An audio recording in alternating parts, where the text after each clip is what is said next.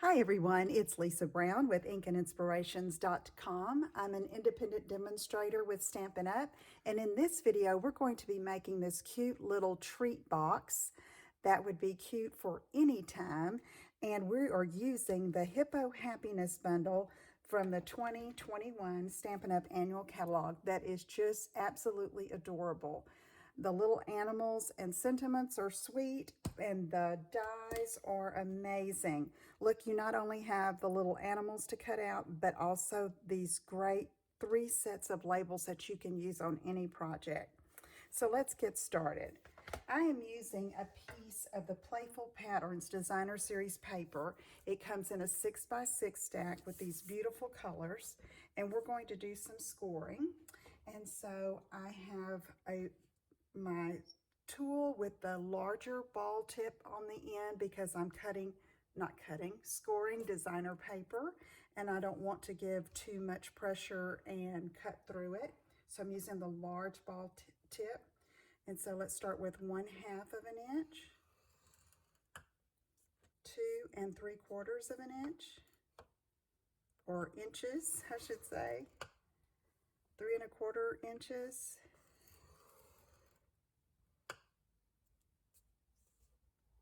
5 1/2 inches, and then we're going to turn it and score at 1/2 and 5 1/2. All right. Now let's score on these lines. Whenever you're making boxes or 3D projects or fun fold cards, it's especially important to burnish your edges so that your project assembles nicely. So I'm getting all of these score lines, and I place these stripes for scoring strategically so I could see all of the colors when I had the box closed. Okay, I think we're good there. So now what we're going to do is we're going to cut up on all of these score lines here. So let me find my scissors.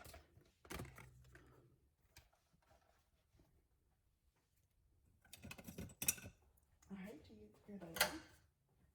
Okay, so we're going to cut up just to that intersecting score.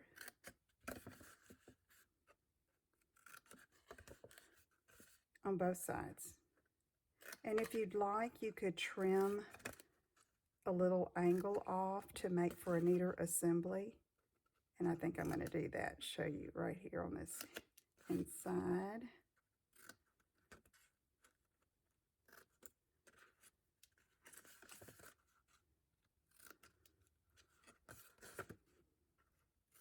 Okay, let's get this done. I think that'll be good on that one. And then this one here on the inside. Okay, so we want to form our box bottom. So we're going to take 2 of these tabs and pull them in. So what I'm going to use right now, you could use liquid glue or seal, but I'm going to use a glue dot because that'll be nice and quick, and it'll be a good stick for this little box too. Put the glue dot, and then just fold that over and match the edge with that fold. Okay.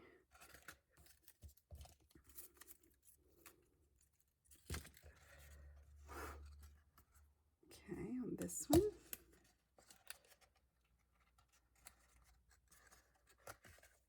All right, then we've got these 2 center ones that are also going to go in. So let's get a glue dot on those to push inward.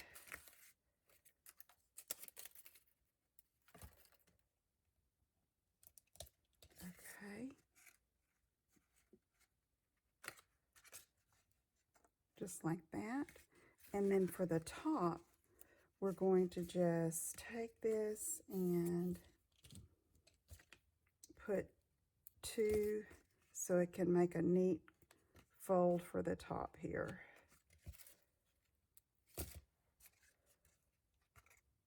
And I think I put that on the wrong side, didn't I?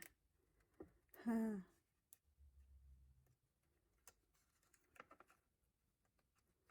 All right, and then we'll do this side.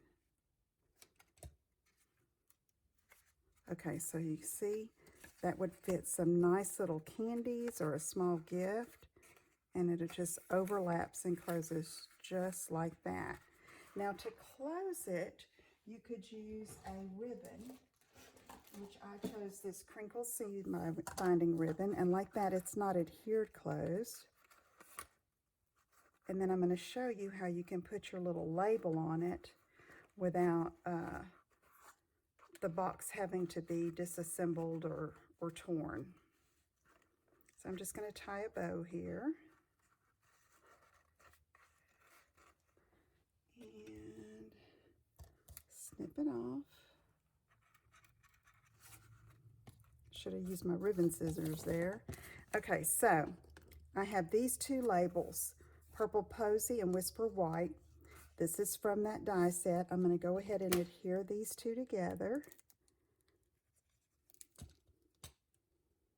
Like that. And then I'm going to put the little hippo over here off to the side. And then I want this to say hip, hippo, hooray. Okay, so I want it to fit on that white space. So I am going to cut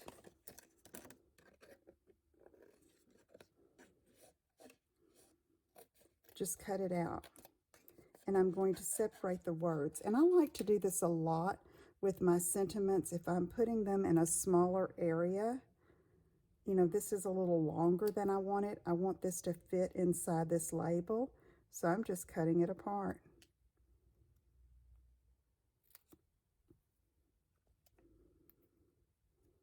And I'm cutting out the dashes in between too. So let's go ahead and get this on.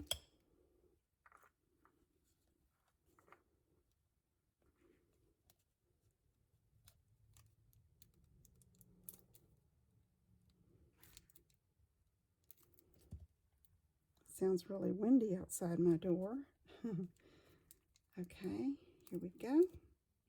And then you could add rhinestones or anything to embellish it. But to attach it here, look, what you can do is put adhesive or a glue dot just directly onto the ribbon. And that way, when the ribbon is untied, then the label comes off with it. Just like that. Okay, there it is. I hope you'll try that little box. Here's the first finished one. You see I put the bow on the other side, and I have some of these elegant faceted gems there to make it a little jazzed up. Okay, if you have any questions, let me know. Visit my website at inkinspirations.com, where you can find all of the details and the links to shop to purchase these great products. I will see you again soon. Take care. Bye-bye.